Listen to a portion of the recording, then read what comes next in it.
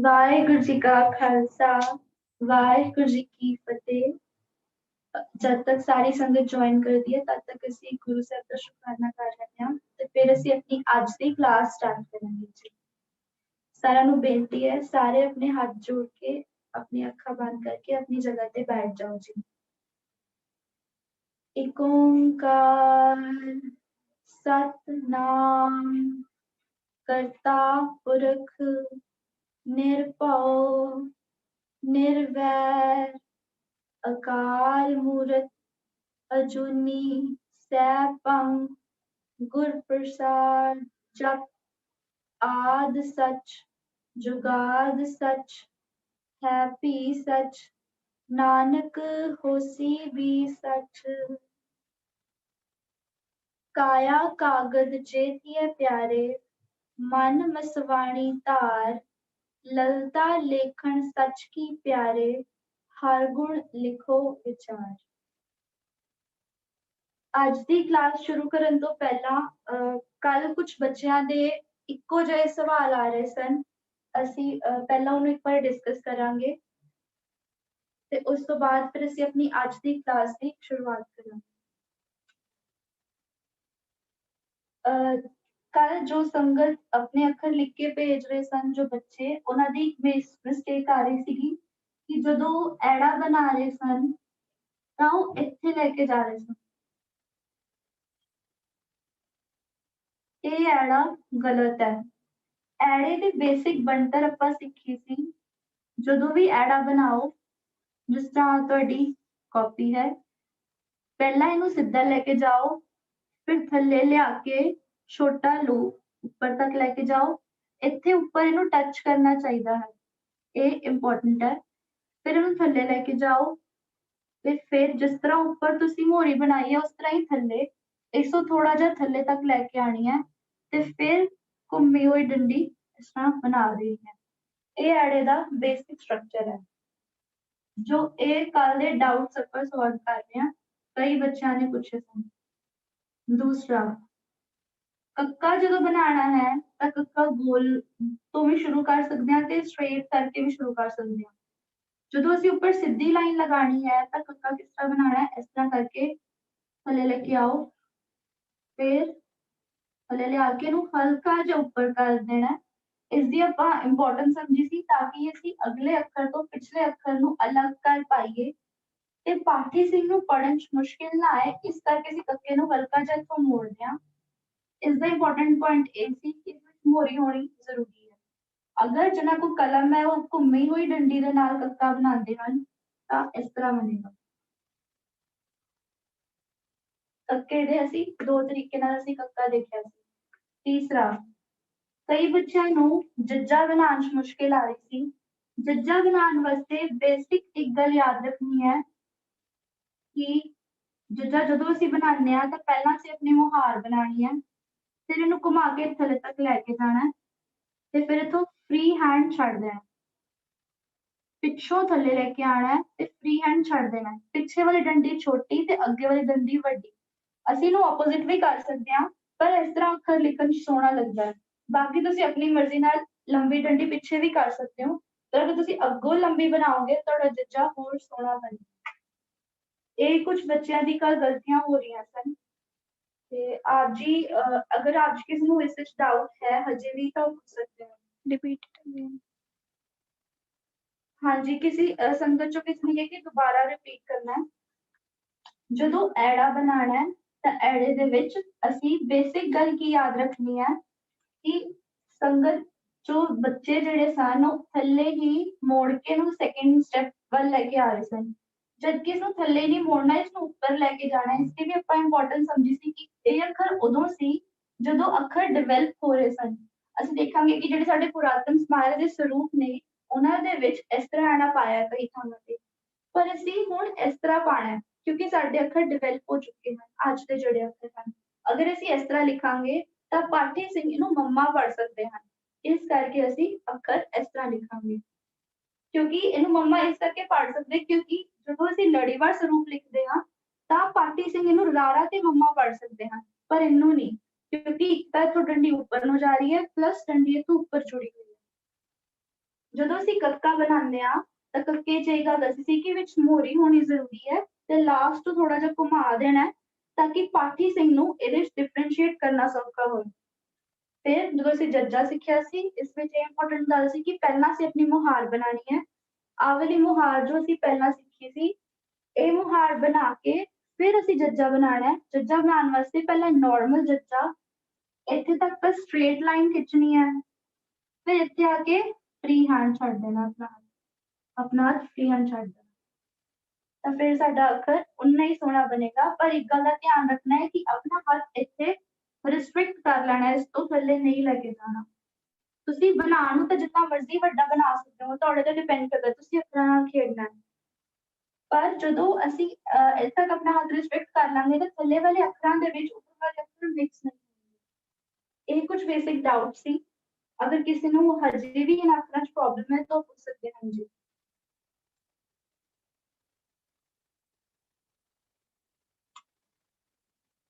ठीक है ऐसे अपने अगले अक्षर शुरू कर दें।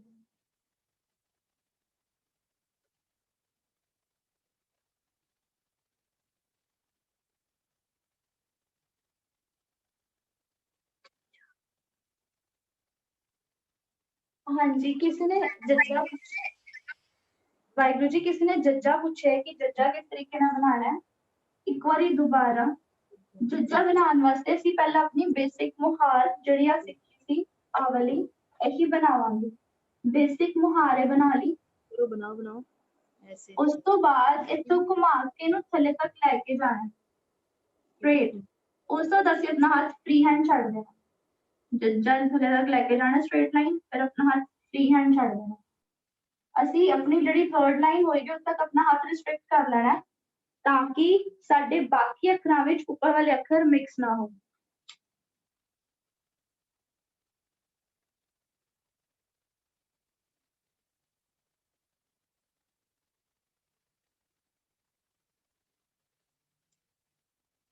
ਅਸੀਂ ਹੁਣ ਤੱਕ 3 ਮੁਹਾਰਾਂ ਸਿੱਖ ਚੁੱਕੇ ਹਾਂ। ਪਹਿਲੀ ਮੁਹਾਰ ਦੇ ਵਿੱਚ ਅਸੀਂ ਆ ਅੱਖਰ ਸਿੱਖੇ ਅਸੀਂ ਦੇਖਿਆ ਕਿ ਟੈਂਕੇ ਤੋਂ ਬਣਦੀ ਹੈ ਈੜੀ। ਇਹੀ ਮੁਹਾਰ ਦੇ ਨਾਲ ਦੱਦਾ ਬਣਦਾ ਹੈ ਦੱਦੇ ਤੋਂ ਬਣਦਾ ਹੈ ਢੱਡਾ। ਇਹੀ ਮੁਹਾਰ ਦੇ ਨਾਲ ਵਾਵਾ ਬਣਦਾ ਹੈ ਵਾਵੇ ਤੋਂ ਬਣੇਗਾ ਨਿੰਨਿਆ ਫਿਰ ਫੱਫਾ ਜੱਜਾ ਫੱਫਾ ਚੱਚਾ ਤੇ ਜੱਜਾ। ਸੈਕਿੰਡ ਮੁਹਾਰ ਅਸੀਂ ਆ ਸਿੱਖੀ ਇਸ ਦੇ ਵਿੱਚ ਅਸੀਂ ਪਹਿਲਾਂ ਸਿੱਖਿਆ ਬਣਾਉਣਾ ਤੱਤਾ ਤੱਤੇ ਤੋਂ ਹੀ ਥੱਲੋਂ ਘੁਮਾਤਾ ਤਾਂ ਬਣ ਗਿਆ ਡੱਡਾ। ਇਸਨੂੰ ਥੱਲੋਂ ਹੋਰ ਘੁਮਾਤਾ ਤੇ ਲੰਬੀ ਲਾਈਨ ਖਿੱਚ ਲਈ ਤਾਂ ਬਣ ਗਿਆ ਰਾੜਾ ਤੇ ਇਸੀ ਮੁਹਾਰ ਤੋਂ ਅਸੀਂ ਅਗਲਾ ਅੱਖਰ ਸਿੱਖਿਆ ਸੀ ਊੜਾ। ਕੱਲ ਅਸੀਂ ਆਪਣੀ ਤੀਸਰੀ ਮੁਹਾਰ ਸਿੱਖੀ ਜਿਸ ਵਿੱਚ ਅਸੀਂ ਇਸ ਮੁਹਾਰ ਤੋਂ 6 ਅੱਖਰ ਬਣਾਏ ਪੱਪਾ ਖੱਖਾ ਧੱਦਾ ਗੱਗਾ ਕੱਥਾ ਤੇ ਯਈਆ। ਅਸੀਂ ਕੁਝ ਇਹੋ ਜਿਹੇ ਅੱਖਰ ਵੀ ਸਿੱਖੇ ਜਿਨ੍ਹਾਂ ਵਿੱਚ ਕੋਈ ਮੁਹਾਰ ਫੋਲੋ ਨਹੀਂ ਹੁੰਦੀ। ਐੜਾ ਜੋ ਅਸੀਂ ਹੁਣੇ ਦੇਖਿਆ ਸੱਸਾ ਕੱਕਾ ਗੱਗਾ ਤੇ ਪੱਬਾ। ਜਿਹੜੀ ਅਸੀਂ ਅੱਜ ਦੀ ਮੁਹਾਰ ਕਰਨ ਚੱਲੇ ਹਾਂ ਚੌਥੀ ਮੁਹਾਰ।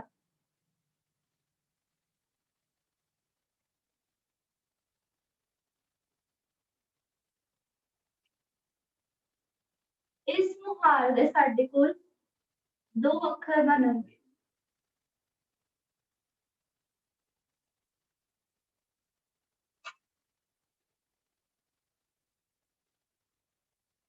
ਇਹ ਮੁਹਾਰ ਦੀ ਪਹਿਲਾਂ ਅਸੀਂ ਬੇਸਿਕ ਸਟਰਕਚਰ ਦੇਖ ਲੈਂਦੇ ਹਾਂ।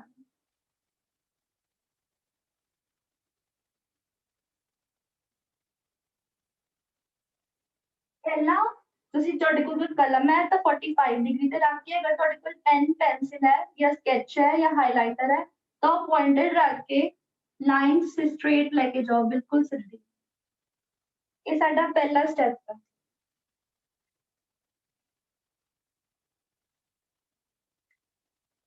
ਉਸ ਤੋਂ ਬਾਅਦ ਸੈਕਿੰਡ ਸਟੈਪ ਦੇ ਵਿੱਚ ਅਸੀਂ ਇੱਥੋਂ ਆਪਣੀ ਕਲਮ ਸਟਾਰਟ ਕਰਨੀ ਹੈ ਜਾਂ ਪੈਨ ਫਿਰ ਇਹਨੂੰ ਘੁਮਾ ਕੇ ਇਸ ਤਰੀਕੇ ਨਾਲ ਲੈ ਕੇ ਜਾਣਾ। ਇਹ ਸਾਡਾ ਸੈਕਿੰਡ ਸਟੈਪ ਹੈ।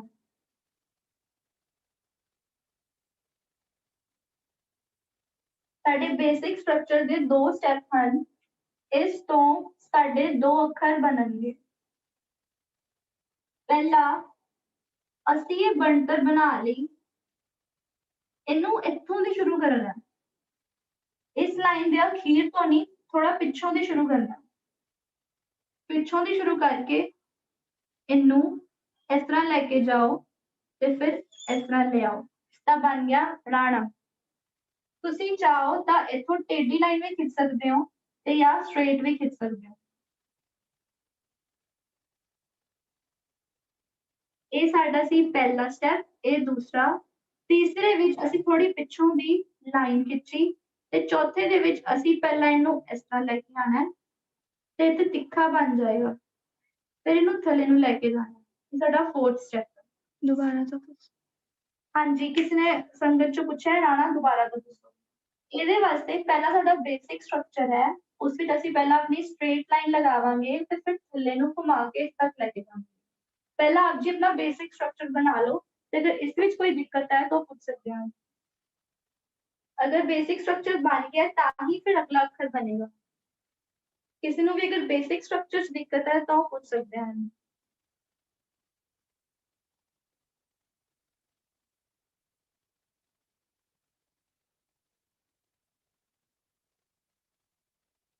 ठीक है, ਜਦੋਂ ਅਸੀਂ ਬੇਸਿਕ ਸਟਰਕਚਰ ਬਣਾ ਲਿਆ, ਇਸ ਤੋਂ ਬਾਅਦ ਅਸੀਂ ਸਿੱਖਿਆ ਕਿ ਪਹਿਲਾਂ ਤੁਸੀਂ ਜਿੱਥੇ ਸਾਡੀ ਲਾਈਨ ਖਤਮ ਹੁੰਦੀ ਹੈ ਉੱਥੇ ਨਹੀਂ, ਉਸ ਤੋਂ ਥੋੜਾ ਜਿਹਾ ਪਿੱਛੋਂ ਦੀ ਇੱਕ ਡੰਡੀ ਬਿਲਕੁਲ ਸਿੱਧੀ ਥੱਲੇ ਲੈ ਕੇ ਜਾਣੀ ਹੈ ਤੇ ਫਿਰ ਅਸੀਂ ਇਹਨੂੰ ਘੁਮਾ ਕੇ ਪਿੱਛੇ ਤੱਕ ਲੈ ਕੇ ਜਾਣਾ ਤੇ ਇੱਥੇ ਤਿੱਖਾ ਬਣ ਜਾਏਗਾ ਤੁਹਾਡਾ, ਫਿਰ ਇਹਨੂੰ ਘੁਮਾ ਕੇ ਉੱਪਰ ਨੂੰ ਲੈ ਕੇ ਜਾਣਾ। ਇਸ ਵਿੱਚ ਧਿਆਨ ਰੱਖਣ ਵਾਲੀ ਗੱਲ ਕੀ ਹੈ ਕਿ ਤੁਸੀਂ ਜਿਹੜੀ ਆਪਣੀ ਲਾਈਨ ਹੈ ਇੱਥੋਂ ਅਖੀਰ ਤੋਂ ਨਹੀਂ, ਥੋੜਾ ਪਿੱਛੋਂ ਦੀ ਸ਼ੁਰੂ ਕਰਨੀ ਹੈ।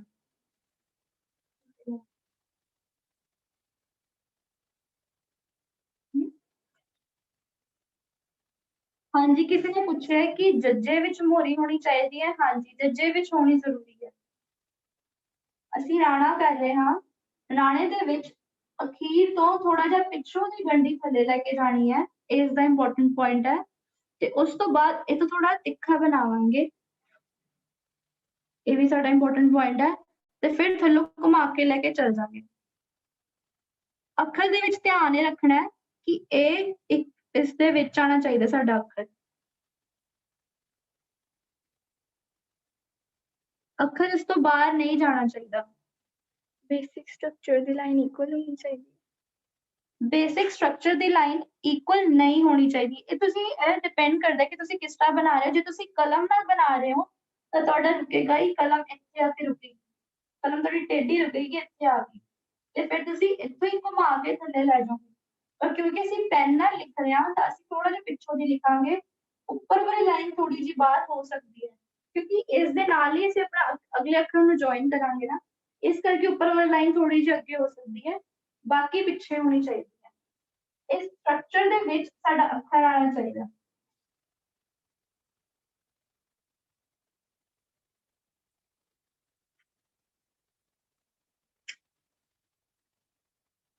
ਹਾਂਜੀ, ਸੰਗਤ ਚੋਂ ਕਿਸੇ ਨੇ ਪੁੱਛਿਆ ਕਿ ਰਾਣਾ ਦੁਬਾਰਾ ਤੋਂ ਦੱਸੋ। ਪਹਿਲਾਂ ਅਸੀਂ ਆਪਣਾ ਬੇਸਿਕ ਸਟਰਕਚਰ ਬਣਾਵਾਂਗੇ, ਉਸ ਤੋਂ ਬਾਅਦ ਇੱਥੋਂ ਦੀ ਥੱਲੇ ਲੈ ਕੇ ਜਾਵਾਂਗੇ, ਫਿਰ ਘੁਮਾ ਕੇ ਇੱਥੇ ਇਸੇ ਤਿੱਖਾ ਬਣਾ ਕੇ ਅਸੀਂ ਇਹਨੂੰ ਇਸ ਤਰ੍ਹਾਂ ਲੈ ਕੇ ਜਾ, ਸਾਡਾ ਰਾਣਾ ਬਣ ਜਾਏਗਾ। ਹਾਂਜੀ, ਕਿਸੇ ਹੋਰ ਨੂੰ ਰਾਣਾ ਬਣਾਉਣ 'ਚ ਕੋਈ ਪ੍ਰੋਬਲਮ ਆ ਰਹੀ ਹੋਵੇ ਤਾਂ ਪੁੱਛ ਸਕਦੇ ਹਨ।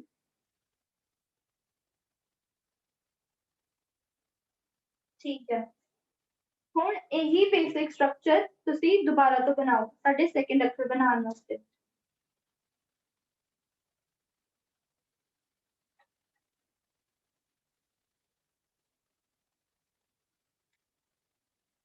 ਇਹੀ ਬੇਸਿਕ ਸਟਰਕਚਰ ਦੁਬਾਰਾ ਤੋਂ ਜਦੋਂ ਅਸੀਂ ਬਣਾਵਾਂਗੇ, ਫਿਰ ਤੁਸੀਂ ਇਹਨੂੰ ਇੱਥੋਂ ਇਸ ਤਰ੍ਹਾਂ ਲੈ ਕੇ ਜਾਓ, ਜਿਵੇਂ ਰਾਣੇ ਵਿੱਚ ਇੱਥੋਂ ਲੈ ਕੇ ਗਏ ਸੀ, ਅਸੀਂ ਇਹਨੂੰ ਉੱਪਰੋਂ ਹੀ ਸ਼ੁਰੂ ਕਰ ਲੈਣਾ, ਜਾ ਕੇ ਇਹਨੂੰ ਤਿੱਖਾ ਥੋੜਾ ਕਰਕੇ ਇੱਧਰ ਲੈ ਜਾਓ। ਉਸ ਤੋਂ ਬਾਅਦ ਇੱਥੋਂ ਡੰਡੀ ਘੁਮਾ ਕੇ ਥੱਲੇ ਲੈ ਕੇ ਆਣੀ। ਇਸ ਵਿੱਚ ਵੀ ਉਹੀ ਦੋ ਗੱਲਾਂ ਦਾ ਧਿਆਨ ਰੱਖਣਾ ਹੈ, ਡੰਡੀ ਬਣਾਉਣ ਸਮੇਂ ਡੰਡੀ ਸਿੱਧੀ ਨਹੀਂ ਹੋਣੀ ਚਾਹੀਦੀ, ਡੰਡੀ ਇਸ ਤਰ੍ਹਾਂ ਘੁਮਾ ਕੇ ਲੈ ਕੇ ਆਣੀ।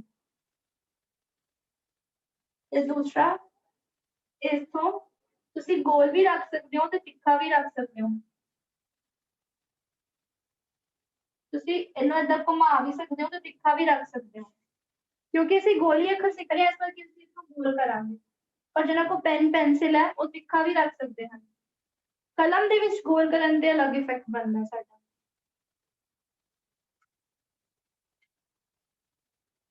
ਕਿਸੇ ਨੂੰ ਬੱਬਾ ਬਣਾਉਣ 'ਚ ਕੋਈ ਪ੍ਰੋਬਲਮ ਆ ਰਹੀ ਹੋਵੇ ਤਾਂ ਉਹ ਪੁੱਛ ਸਕਦੇ ਹਨ।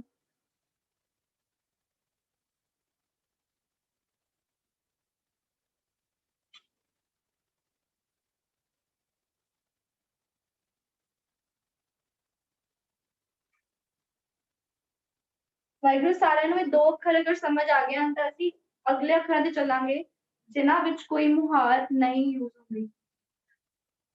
ਨਾਣਾ, ਨਾਣਾ ਕਿਸੇ ਨੇ ਦੁਬਾਰਾ ਤੋਂ ਪੁੱਛਿਆ ਹੈ। ਨਾਣਾ ਬਣਾਉਣ ਵਾਸਤੇ ਪਹਿਲਾਂ ਅਸੀਂ ਆਪਣਾ ਬੇਸਿਕ ਸਟਰਕਚਰ ਹੀ ਬਣਾਵਾਂਗੇ। ਆਹ ਵਾਲਾ ਪਹਿਲਾਂ ਅਸੀਂ ਆਪਣਾ ਬੇਸਿਕ ਸਟਰਕਚਰ ਹੀ ਬਣਾਵਾਂਗੇ ਜੋ ਅਸੀਂ ਸਿੱਖਿਆ। ਉਸ ਤੋਂ ਬਾਅਦ ਅਸੀਂ ਇਹਨੂੰ ਇੱਥੋਂ ਥੱਲੇ ਲੈ ਕੇ ਜਾਵਾਂਗੇ ਪਿੱਛੋਂ ਦੀ ਥੋੜਾ, ਫਿਰ ਇਹਨੂੰ ਘੁਮਾ ਕੇ ਇੱਥੇ ਲੈ ਆਓ ਤੇ ਫਿਰ ਇਸ ਤਰ੍ਹਾਂ। ਤੁਸੀਂ ਇੱਥੋਂ ਤਿੱਖਾ ਵੀ ਬਣਾ ਸਕਦੇ ਹੋ ਤੇ ਗੋਲ ਵੀ ਕਰ ਸਕਦੇ ਹੋ। ਜਿਹਨਾਂ ਕੋਲ ਕਲਮਾ ਹੈ ਉਹ ਇੱਥੋਂ ਗੋਲ ਕਰਨਗੇ, ਦੂਸਰੇ ਇੱਥੋਂ ਤਿੱਖਾ ਕਰਨਗੇ। ਥੱਲੋਂ ਫਿਰ ਘੁਮਾ ਕੇ ਇੱਥੇ ਤੱਕ ਲੈ ਆਉਣਾ ਹੈ। ਇਸ ਵਿੱਚ ਧਿਆਨ ਰੱਖਣ ਵਾਲੀ ਗੱਲ ਇਹ ਸੀ ਕਿ ਅੱਖਰ ਇੱਥੋਂ ਬਾਹਰ ਨਹੀਂ ਜਾਣਾ ਚਾਹੀਦਾ।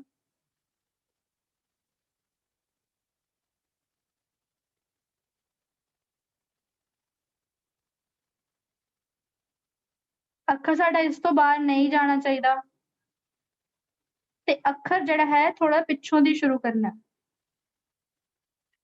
ਬੱਬਾ ਵੀ ਦੁਬਾਰਾ ਤੋਂ। ਹਾਂਜੀ, ਸੰਗਤ ਚੋਂ ਕਿਸੇ ਨੇ ਪੁੱਛਿਆ ਕਿ ਬੱਬਾ ਵੀ ਦੁਬਾਰਾ ਤੋਂ ਦੱਸੋ। ਬੱਬੇ ਵਾਸਤੇ ਵੀ ਅਸੀਂ ਪਹਿਲਾਂ ਆਪਣੀ ਬੇਸਿਕ ਬਣਤਰ ਬਣਾਵਾਂਗੇ ਜੋ ਕਿ ਅਸੀਂ ਸਿੱਖੀ। ਫਿਰ ਅਸੀਂ ਪਹਿਲਾਂ ਇੱਥੋਂ ਚੱਕਿਆ ਸੀ ਨਾਣਾ ਬਣਾਉਣ ਵੇਲੇ, ਹੁਣ ਅਸੀਂ ਪਿੱਛੋਂ ਦੀ ਚੱਕਾਂਗੇ। ਇੱਥੋਂ ਦੀ, ਇੱਥੋਂ ਦੀ ਲਾਈਨ ਚੱਕੀ ਥੱਲੇ ਤੱਕ ਲੈ ਕੇ ਆਏ। ਹੁਣ ਇੱਥੋਂ ਅਸੀਂ ਗੋਲਿਆ ਵੀ ਬਣਾ ਸਕਦੇ ਹਾਂ ਤੇ ਤਿੱਖਾ ਵੀ ਬਣਾ ਸਕਦੇ ਹਾਂ। ਫਿਰ ਅਸੀਂ ਇਹਨੂੰ ਥੱਲੇ ਲੈ ਕੇ ਗਏ ਤੇ ਉੱਪਰ ਜੋੜਤਾ। ਫਿਰ ਪਿੱਛੇ ਵਾਲੀ ਲਾਈਨ ਜਿਸ ਤਰ੍ਹਾਂ ਅਸੀਂ ਕੱਲ ਪੱਪੇ ਦੀ ਮੁਹਾਰ ਸਿੱਖੀ, ਇਹ ਇਸ ਥਾਂ ਸਿੱਧੀ ਨਹੀਂ ਹੋਣੀ ਚਾਹੀਦੀ, ਘੁੰਮੀ ਹੋਈ ਹੋਣੀ ਚਾਹੀਦੀ ਕਿਉਂਕਿ ਅਸੀਂ ਅੱਖਰਕਾਰੀ ਸਿੱਖ ਰਹੇ ਹਾਂ। ਉਸ ਵਿੱਚ ਸਾਰੇ ਅੱਖਰਾਂ ਦੇ ਪਿੱਛੇ ਇਸ ਤਰ੍ਹਾਂ ਲਾਈਨ ਬਣਦੀ ਹੈ। ਤੁਸੀਂ ਸਿੱਧੀ ਵੀ ਬਣਾ ਸਕਦੇ ਹੋ ਪਰ ਫਿਰ ਤੁਹਾਨੂੰ ਅੱਖਰਾਂ ਵਿੱਚ ਡਿਫਰੈਂਸ਼ੀਏਟ ਨਹੀਂ ਕੀਤਾ ਜਾਏਗਾ ਕਿ ਅੱਖਰਕਾਰੀ ਕਿਹੜੀ ਹੈ, ਨਾਰਮਲ ਅੱਖਰ ਕਿਹੜੇ ਆ। ਜਦੋਂ ਤੁਸੀਂ ਕਲਮ ਨਾਲ ਲਿਖੋਗੇ ਤੁਹਾਨੂੰ ਪਤਾ ਲੱਗੇਗਾ ਕਿ ਇਸ ਤਰ੍ਹਾਂ ਲਿਖਣ ਦੇ ਨਾਲ ਅੱਖਰ ਹੋਰ ਸੋਹਣੇ ਬਣਦੇ ਨੇ। ਪੰਜਾਬੀ ਵਾਲੇ ਲਾਈਨ ਵਿੱਚ ਪੂਰਾ ਨਹੀਂ ਆ ਰਿਹਾ। ਹਾਂਜੀ, ਕਈ ਪੁੱਛਦੇ ਹਨ ਕਿ ਪੰਜਾਬੀ ਲਾਈਨ 'ਚ ਪੂਰਾ ਨਹੀਂ ਆ ਰਿਹਾ ਨਾਣੋ। ਤੁਸੀਂ ਆਪਣਾ ਰਾਣਾ ਅੱਖਰ ਛੋਟਾ ਬਣਾਓ ਤੇ ਜਾਂ ਫਿਰ ਕਿਉਂਕਿ ਅਗਰ ਤੁਸੀਂ ਕਲਮ ਨਾਲ ਲਿਖ ਰਹੇ ਹੋ ਤਾਂ ਤੁਹਾਡੀ ਕਲਮ ਦੇ ਸਾਈਜ਼ ਦੇ ਨਾਲ ਅੱਖਰ ਦਾ ਸਾਈਜ਼ ਡਿਸਾਈਡ ਹੁੰਦਾ ਹੈ। ਮਤਲਬ ਅਗਰ ਅੱਖਰ ਤੁਹਾਡਾ ਵੱਡਾ ਹੈ ਤੁਸੀਂ ਕਲਮ ਵੱਡੀ ਛੋਟੀ ਕਰੋ। ਅਗਰ ਪੈਨਸਿਲ ਪੈਨ ਨਾਲ ਲਿਖ ਰਹੇ ਹੋ ਤੁਹਾਡਾ ਅੱਖਰ ਪੂਰਾ ਆਉਣਾ ਚਾਹੀਦਾ, ਤੁਸੀਂ ਇਹਨੂੰ ਥੋੜਾ ਛੋਟਾ ਕਰ ਲਓ। ਆਪਣੇ ਪੰਜਾਬੀ ਜਿਵੇਂ ਤੁਹਾਡੀ ਕਾਪੀ ਹੈ और ਤੁਸੀਂ ਇਹਨੂੰ ਇਸ ਤਰ੍ਹਾਂ ਲੈ ਕੇ ਜਾਓ, ਥੱਲੇ ਲਿਆਓ ਤੇ ਫਿਰ ਇਸ ਤਰ੍ਹਾਂ। ਬੱਬੇ ਦੇ ਥੱਤੇ ਵਿੱਚ ਡਿਫਰੈਂਸ਼ੀਏਸ਼ਨ।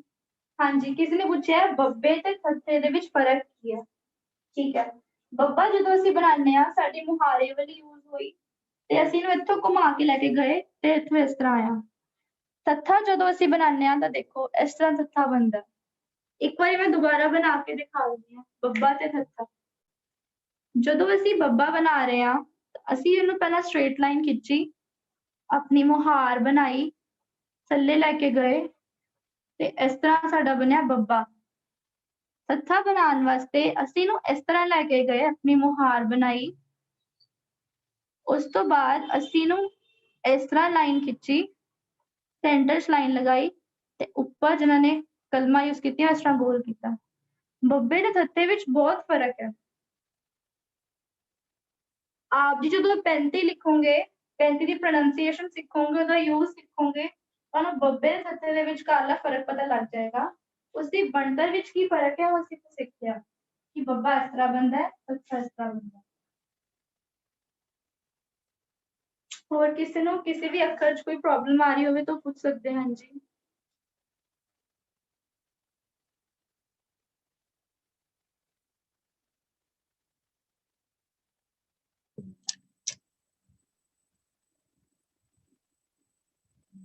ठीक है। ਹੁਣ ਅਸੀਂ ਆਪਣੇ ਅਗਲੇ ਅੱਖਰਾਂ ਵੱਲ ਚੱਲਦੇ ਹਾਂ। ਇਹੋ ਜਿਹੇ ਅੱਖਰ ਜਿਨ੍ਹਾਂ ਵਿੱਚ ਕੋਈ ਮੁਹਾਰ ਯੂਜ਼ ਨਹੀਂ ਹੁੰਦੀ। मैंने कौन से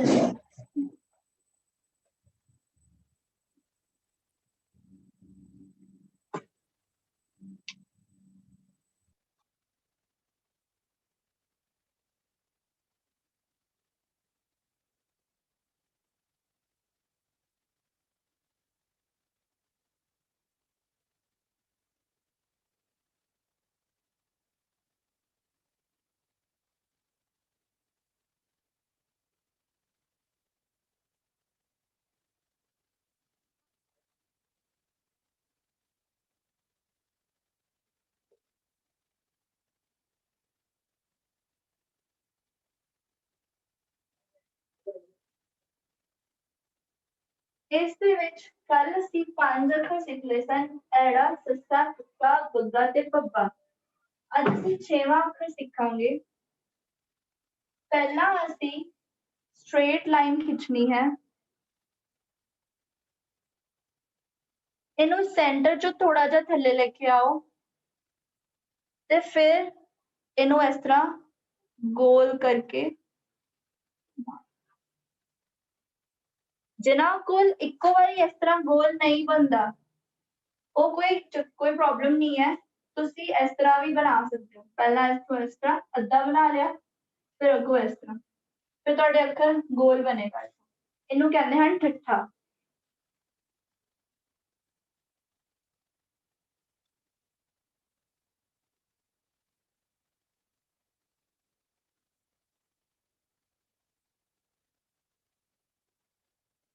ਹਾਂਜੀ ਵਾਹਿਗੁਰੂ, ਠੱਠਾ ਬਣਾਉਣ 'ਚ ਕਿਸੇ ਨੂੰ ਕੋਈ ਦਿੱਕਤ आ रही हो तो पूछ सकते हैं। हाँ जी,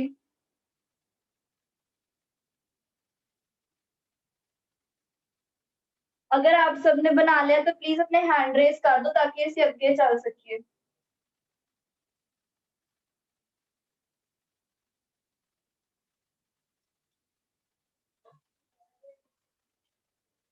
ਉਸ ਤੋਂ ਬਾਅਦ ਅਸੀਂ ਅਗਲਾ ਅੱਖਰ ਸਿੱਖਦੇ ਪਏ ਹਾਂ ਛੱਛਾ।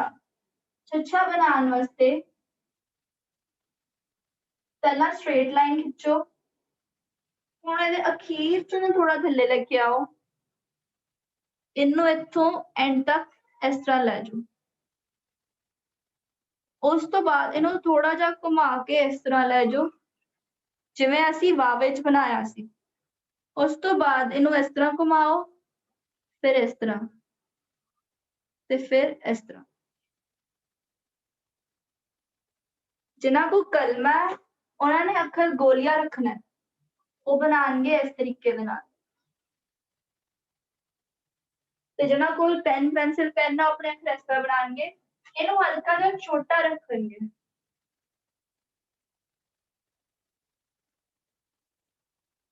ਇਹਨੂੰ ਹਲਕਾ ਜਿਹਾ ਛੋਟਾ ਰੱਖਣਾ।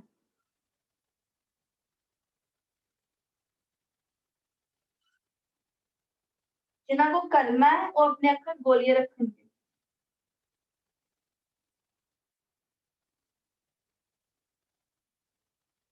ਵਿਚਲੀ ਡੰਡੀ ਘੁੰਮੀ ਹੋਈ ਆਏਗੀ, ਸਿੱਧੀ ਨਹੀਂ ਆਏਗੀ। ਇੱਥੋਂ ਤੇ ਇੱਥੋਂ ਤਿੰਨੋਂ ਥਾਵਾਂ ਤੋਂ ਤੁਹਾਡੀ ਘੁੰਮੀ ਹੋਈ ਲਾਈਨ ਆਏਗੀ, ਸਿੱਧੀ ਨਹੀਂ ਆਏਗੀ। ਉੱਪਰੋਂ ਸਿੱਧੀ ਆਏਗੀ ਕਿਉਂਕਿ ਜਿਹੜੇ ਪੈਨਸਿਲ ਨਾਲ ਲਿਖ ਰਹੇ ਆ ਉਹਨਾਂ ਨੇ ਇਹੀ ਸਿੱਧੀ ਲਾਈਨ ਦੇ ਨਾਲ ਆਪਣਾ ਅਗਲਾ ਅੱਖਰ ਲਿਖਣਾ ਹੈ।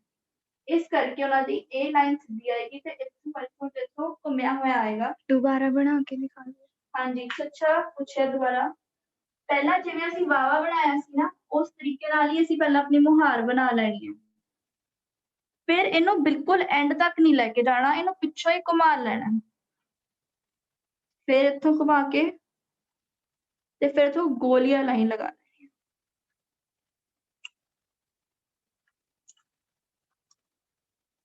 ਧਿਆਨ ਰੱਖਣ ਵਾਲੀ ਗੱਲ ਇਹ ਹੈ ਆ ਲਾਈਨ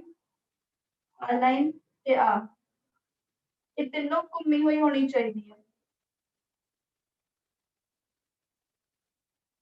ਇਹ ਸਿੱਧੀ ਨਹੀਂ ਹੋਣੀ ਚਾਹੀਦੀ।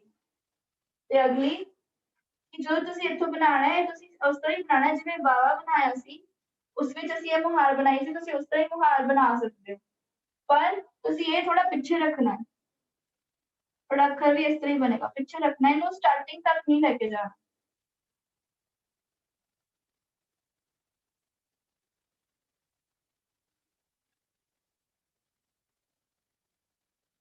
अच्छे किसी ने कोई प्रॉब्लम है तो पूछ सकते, नहीं तो आपने हैंड रेस कर दियो, फिर ਅਸੀਂ अपने अगले अक्षर ਵੱਲ चलते हैं।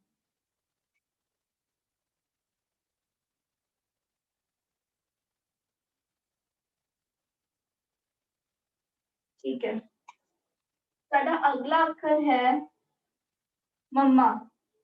ਜਿਸ ਤਰ੍ਹਾਂ ਅਸੀਂ ਸੱਸਾ ਬਣਾਇਆ ਸੀ ਉਸੇ ਤਰੀਕੇ ਦੇ ਨਾਲ ਅਸੀਂ ਆਪਣਾ ਮੰਮਾ ਵੀ ਬਣਾਵਾਂਗੇ। ਫਰਕ ਇੰਨਾ ਹੋਏਗਾ ਕਿ ਸੱਸੇ ਦੇ ਵਿੱਚ ਉੱਪਰ ਲਾਈਨ ਸੀ, ਮੰਮੇ ਦੇ ਵਿੱਚ ਨਹੀਂ ਹੋਏਗੀ ਤੇ ਪਿਛਲੀ ਲਾਈਨ ਉਸ ਤਰ੍ਹਾਂ ਹੀ ਸੇਮ ਬਣੇਗੀ। ਜਿੰਨੇ ਸਹਿਜ ਨਾਲ ਅਸੀਂ ਆਪਣੇ ਅੱਖਰ ਲਿਖਾਂਗੇ ਸਾਨੂੰ ਉਨੀਆਂ ਬਰੀਕੀਆਂ ਪਤਾ ਲੱਗਣਗੀਆਂ, ਜਿੰਨੀਆਂ ਬਰੀਕੀਆਂ ਪਤਾ ਲੱਗਣਗੀਆਂ ਉਨਾ ਹੀ ਸਾਡੀ ਪਰਫੈਕਸ਼ਨ ਆਏਗੀ ਜਦੋਂ ਅਸੀਂ ਬਾਣੀ ਲਿਖਾਂਗੇ, ਉਨੇ ਹੀ ਸਾਡੇ ਅੱਖਰ ਆਪਸ ਵਿੱਚ ਇੱਕੋ ਦਿਖਣਗੇ ਜਿੰਨੇ ਅਸੀਂ ਹੌਲੀ ਹੌਲੀ ਆਰਾਮ ਨਾਲ ਲਿਖਾਂਗੇ। ਇੱਕ ਵਾਰ ਆਪ ਜੀ ਦੀ ਅਭਿਆਸ ਹੋ ਗਿਆ ਜਦੋਂ ਤੁਹਾਡਾ, ਤੁਹਾਨੂੰ ਇੰਨੀ ਸਲੋ ਲਿਖਣ ਦੀ ਜ਼ਰੂਰਤ ਨਹੀਂ ਪਏਗੀ, ਆਪ ਜੀ ਫਾਸਟ ਲਿਖ ਸਕਦੇ ਹੋ। ਪੁਰਾਤਨ ਸਮੇਂ ਵਿੱਚ ਗੁਰਸਿੱਖ ਤਾਂ ਉਹਨਾਂ ਨੂੰ ਤਾਂ ਮੂੰਹ ਜ਼ਬਾਨੀ ਬਾਣੀਆਂ ਯਾਦ ਹੁੰਦੀਆਂ ਸਨ ਤੇ ਉਹ ਇਸ ਤਰ੍ਹਾਂ ਹੀ ਲਿਖ ਦਿੰਦੇ, ਜਿਵੇਂ ਕਿਤੇ ਗਏ ਕਿਸੇ ਨੇ ਪੋਥੀ ਸਾਹਿਬ ਮੰਗੀ ਤਾਂ ਉਹਨਾਂ ਨੇ ਮੂੰਹ ਜ਼ਬਾਨੀ ਹੀ ਪੋਥੀ ਸਾਹਿਬ ਲਿਖ ਕੇ ਦੇ ਦਿੱਤੀ। ਪਹਿਲਾਂ ਗੁਰਸਿੱਖਾਂ ਨੂੰ ਇੰਨੀ ਪ੍ਰੈਕਟਿਸ ਸੀ ਲਿਖਣ ਦੀ, ਪਰ ਅੱਜ ਕੱਲ੍ਹ ਅਸੀਂ ਭੁੱਲ ਚੁੱਕੇ ਹਾਂ, ਅਸੀਂ ਬਾਣੀ ਖੁਦ ਲਿਖਦੇ ਹੀ ਨਹੀਂ, ਅਸੀਂ ਖਰੀਦਦੇ ਹਾਂ ਪ੍ਰਿੰਟਡ। ਇਸੇ ਕਰਕੇ ਕਲਾਸਿਸ ਸ਼ੁਰੂ ਕੀਤੀਆਂ ਤਾਂ ਕਿ ਸਾਰਿਆਂ ਨੂੰ ਬਾਣੀ ਲਿਖਣ ਦੀ ਆਦਤ ਪਵੇ। ਕਿੰਨਾ ਅੱਛਾ ਲੱਗੇ ਸਾਰੇ ਆਪਣੇ ਹੱਥ ਲਿਖਤ ਬਾਣੀ, ਆਪਣੇ ਹੱਥੋਂ ਪਿਆਰ ਨਾਲ ਬਾਣੀ ਲਿਖਣ ਤੇ ਖੁਦ ਪੜ੍ਹਨ, ਸੰਗਤ ਨੂੰ ਗਿਫਟ ਕਰਨ, ਆਪਣੇ ਗਿਫਟ ਵਿੱਚ ਹੱਥ ਲਿਖਤ ਬਾਣੀ ਦੇਣ। ਜਦੋਂ ਦੂਸਰਾ ਬੰਦਾ ਹਰ ਰੋਜ਼ ਸਵੇਰੇ ਉੱਠ ਕੇ ਬਾਣੀ ਪੜ੍ਹੇ ਤਾਂ ਉਹ ਕਿਤੇ ਨਾ ਕਿਤੇ ਆਪ ਜੀ ਨੂੰ ਜ਼ਰੂਰ ਯਾਦ ਕਰੇਗਾ ਕਿ ਤੁਸੀਂ ਬਾਣੀ ਲਿਖ ਕੇ ਦਿੱਤੀ ਉਹਨਾਂ ਨੂੰ। ਥੱਥਾ। ਹਾਂਜੀ, ਕਿਸੇ ਨੇ ਥੱਥਾ ਪੁੱਛਿਆ। ਥੱਥਾ ਬਣਾਉਣ ਵਾਸਤੇ ਅਸੀਂ ਆਪਣੀ ਕੱਲ ਦੀ ਮੁਹਾਰ ਸਿੱਖੀ ਸੀ, ਇਹ ਬਿਨਾਂ ਮੁਹਾਰ ਦੇ ਅੱਖਰ ਨਹੀਂ ਹਨ। ਇਸ ਵਾਸਤੇ ਅਸੀਂ ਆਪਣੀ ਤੀਸਰੀ ਮੁਹਾਰ ਸਿੱਖੀ ਸੀ ਇਹ ਵਾਲੀ। ਇਸੀ ਮੁਹਾਰ ਤੋਂ ਅਸੀਂ ਆਪਣੇ 6 ਅੱਖਰ ਬਣਾਏ ਸੀ, ਜਿਨ੍ਹਾਂ ਵਿੱਚੋਂ ਇੱਕ ਅੱਖਰ ਹੈਗਾ ਥੱਥਾ। ਥੱਥੇ ਬਣਾਉਣ ਵਾਸਤੇ ਜਿਨ੍ਹਾਂ ਕੋਲ ਮੁਸ਼ਕਿਲ ਆ ਰਹੀ ਹੈ ਉਹ ਪਹਿਲਾਂ ਪੱਪਾ ਬਣਾ ਲਓ। ਥੱਥਾ ਬਣਾਉਣ ਵਾਸਤੇ ਸੈਂਟਰ ਤੋਂ ਸਟ੍ਰੇਟ ਲਾਈਨ ਖਿੱਚ ਦੋ ਤੇ ਉੱਪਰੋਂ ਇਸ ਤਰ੍ਹਾਂ ਘੁਮਾ ਕੇ, ਜਿਹਨੂੰ ਘੁਮਾਉਣਾ ਨਹੀਂ ਆ ਰਿਹਾ, ਜਦੋਂ ਤੁਸੀਂ ਸਟਾਰਟਿੰਗ ਤੋਂ ਥੱਥਾ ਘੁਮਾਉਂਦੇ ਹੋ ਨਾ, ਇੱਥੋਂ ਹੀ ਘੁਮਾ ਕੇ ਥੱਲੇ ਲੈ ਜਾਣਾ ਇਸ ਤਰ੍ਹਾਂ। ਅੱਛੇ ਵਿੱਚ ਦੋਨੋਂ ਕਰਵਸ ਇਕੁਅਲ ਹੋਣੇ। ਵਾਹਿਗੁਰੂ, ਥੱਥੇ ਵਿੱਚ ਜਿਹੜੇ ਕਰਵਸ ਹੈਗੇ ਨੇ ਉਹਨਾਂ ਪਹਿਲਾਂ ਤਾਂ ਇਹਨਾਂ ਵਿੱਚ ਜਿਹੜੀ ਸਪੇਸ ਹੈ ਉਹ ਬਰਾਬਰ ਹੋਣੀ ਚਾਹੀਦੀ ਹੈ, ਇੱਕ ਤਾਂ ਇਹ ਚੀਜ਼ ਵੀ ਹੈ। ਦੂਸਰਾ ਤੁਸੀਂ ਕਹਿ ਰਹੇ ਹੋ ਕਰਵਸ ਬਰਾਬਰ ਹੋਣੇ ਚਾਹੀਦੇ ਕਿ ਨਹੀਂ, ਆਹ ਕਰਵਸ ਤਾਂ ਬਰਾਬਰ ਹੀ ਹੋਣਗੇ ਨਾ ਆਪਸ ਦੇ ਵਿੱਚ। ਆਹ ਕਰਵਸ ਬਰਾਬਰ ਹੋਣਗੇ ਤਾਂ ਹੀ ਤਾਂ ਲਾਈਨ ਸਾਰੀਆਂ ਪੈਰਲਲ ਬਣਨਗੀਆਂ। ਇਹ ਲਾਈਨਸ ਦੋਨੋਂ ਦੇ ਕਰਵਸ ਜਿਹੜੇ ਹੈ ਉਹ ਬਿਲਕੁਲ ਸੇਮ ਹੋਣੇ ਚਾਹੀਦੇ ਹਨ।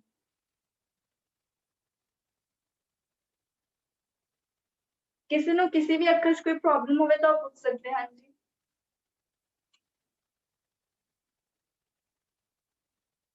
ਕਿਸੇ ਨੇ ਕਿਹਾ ਕਿ ਸਾਡੇ ਇਲਾਕੇ ਵਿੱਚ ਵਾਹਿਗੁਰੂ ਵਾਹਿਗੁਰੂ ਲਿਖਾਉਣਾ ਸ਼ੁਰੂ ਕੀਤਾ। ਹਾਂਜੀ, ਬਹੁਤ ਅੱਛੀ ਗੱਲ ਹੈ ਜਿਹਨਾਂ ਦੇ ਇਲਾਕੇ ਵਿੱਚ ਮਹਾਰਾਜ ਦਾ ਨਾਮ ਲਿਖਾਉਣਾ ਸ਼ੁਰੂ ਕੀਤਾ, ਮਹਾਰਾਜ ਦਾ ਬਹੁਤ ਤਰਸ ਹੈ। ਅਸੀਂ ਵੀ ਅਖੀਰਲੇ ਦਿਨ ਤੱਕ, ਜੇ ਆਪ ਜੀ ਜਲਦੀ ਜਲਦੀ ਸਿੱਖੋਗੇ ਤਾਂ ਅਸੀਂ ਵੀ ਅਖੀਰਲੇ ਦਿਨ ਤੱਕ ਮੂਲ ਮੰਤਰ ਲਿਖਣਾ ਜ਼ਰੂਰ ਸਿੱਖਾਂਗੇ। ਅਗਰ ਹੁਣ ਤੱਕ ਕਿਸੇ ਨੂੰ ਇਹ ਅੱਖਰਾਂ 'ਚ ਕੋਈ ਪ੍ਰੋਬਲਮ ਹੋਏ ਤਾਂ ਉਹ ਪੁੱਛ ਸਕਦੇ ਹਨ। ਜੇ ਆ ਗਏ ਹਨ ਤਾਂ ਪਲੀਜ਼ ਹੈਂਡ ਰੇਜ਼ ਕਰ ਦਿਓ, ਕਿਉਂਕਿ ਸਾਡੀ ਮਿਊਟ ਹੈ ਆਡੀਓ, ਤਾਂ ਫਿਰ ਮੈਨੂੰ ਸਮਝ ਨਹੀਂ ਆਏਗੀ ਕਿ ਆਪ ਜੀ ਨੂੰ ਅੱਖਰ ਆ ਗਏ ਹਨ ਸਮਝ ਕਿ ਨਹੀਂ।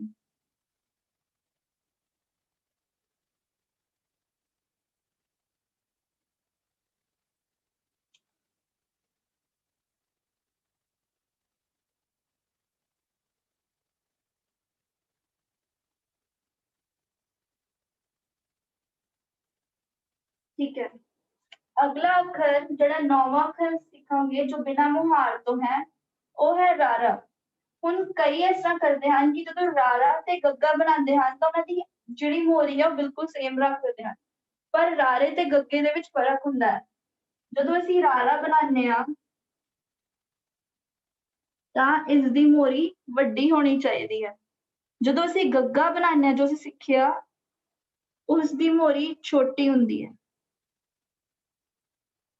ਇਸ ਦੀ ਜਿਹੜਾ ਲੂਪ ਹੈ ਜਾਂ ਤੁਸੀਂ ਕਹਿ ਸਕਦੇ ਹੋ ਮੋਰੀ ਹੈ ਉਹ ਵੱਡੀ ਹੁੰਦੀ ਹੈ। ਇਸ ਦਾ ਲੂਪ ਜਿਹੜਾ ਹੈ ਉਹ ਛੋਟਾ ਹੁੰਦਾ ਹੈ।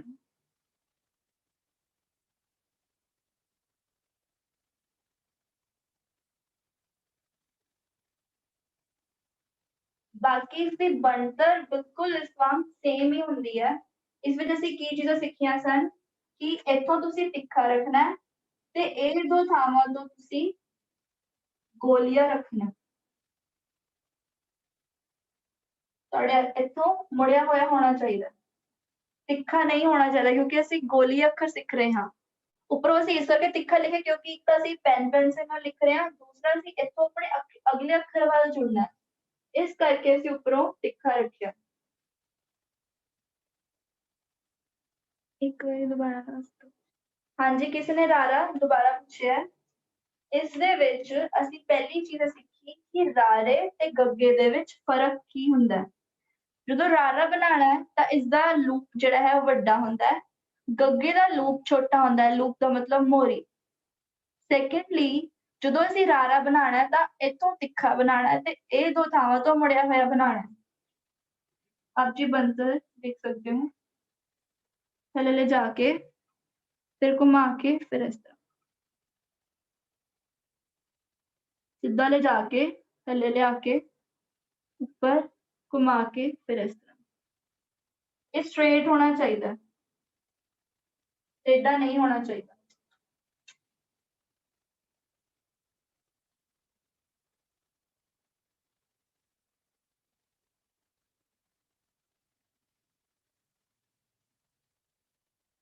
ਅੱਛਾ, ਫਿਰ ਤੋਂ ਦੱਸ ਦਿਓ। ਹਾਂਜੀ, ਸੰਗਤ ਚੋਂ ਕਿਸ ਨੇ ਪੁੱਛਿਆ ਕਿ ਛੱਛਾ ਫਿਰ ਤੋਂ ਦੱਸ ਦਿਓ। ਛੱਛੇ ਵਾਸਤੇ ਅਸੀਂ ਇਹ ਦੇਖਿਆ ਕਿ ਪਹਿਲਾਂ ਅਸੀਂ ਜਿਵੇਂ ਅਸੀਂ ਪਹਿਲੀ ਮੁਹਾਰ ਬਣਾਉਂਦੇ ਸੀ ਉਸ ਤਰ੍ਹਾਂ ਹੀ ਅਸੀਂ ਇਸ ਤੱਕ ਲੈ ਕੇ ਆਵਾਂਗੇ, ਸਟ੍ਰੇਟ ਬਿਲਕੁਲ। ਇਹਨੂੰ ਅਸੀਂ ਥੋੜਾ ਪਿੱਛੇ ਰੱਖਾਂਗੇ, ਇੱਥੇ ਜਿੱਥੋਂ ਸਟਾਰਟ ਕੀਤਾ ਸੀ ਉਦੋਂ ਤੱਕ ਨਹੀਂ ਲੈ ਕੇ ਆਵਾਂਗੇ। ਫਿਰ ਇੱਥੋਂ ਘੁਮਾ ਦਿੱਤਾ, ਫਿਰ ਇੱਥੋਂ ਘੁਮਾਤਾ। ਇਹ ਦੋਨਾਂ ਨੂੰ ਕਰਵ ਕਰਨਾ ਹੈ, ਦੋਨਾਂ ਦਾ ਸਾਈਜ਼ ਬਰਾਬਰ ਹੋਣਾ ਚਾਹੀਦਾ, ਉੱਪਰੋਂ ਸਟ੍ਰੇਟ ਹੋਣੀ ਚਾਹੀਦੀ ਹੈ ਤਾਂ ਕਿ ਇਹ ਦੋਨੋਂ ਲਾਈਨਸ ਪੈਰਲਲ ਹੋ ਜਾਣ। ਫਿਰ ਥੱਲੋਂ ਲਿਜਾ ਕੇ ਇਸ ਤਰ੍ਹਾਂ ਘੁਮਾ ਦੇਣਾ। ਜਿਨ੍ਹਾਂ ਕੋਲ ਕਲਮ ਹੈ ਉਹਨਾਂ ਵਾਸਤੇ ਦੇਖਿਆ ਸੀਗਾ ਕਿ ਇਸ ਤਰ੍ਹਾਂ ਕਰਨਾ।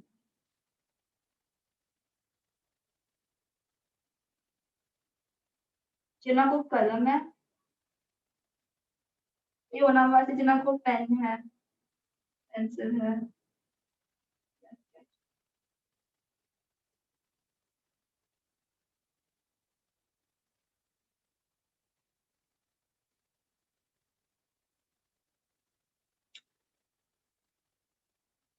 ਕਿਸੇ ਨੂੰ ਵੀ ਬਿਨਾਂ ਮੁਹਾਰ ਦੇ ਅੱਖਰਾਂ ਵਿੱਚ ਕੋਈ ਵੀ ਡਾਊਟ ਹੋਏ ਤਾਂ ਪੁੱਛ ਸਕਦੇ ਹਨ।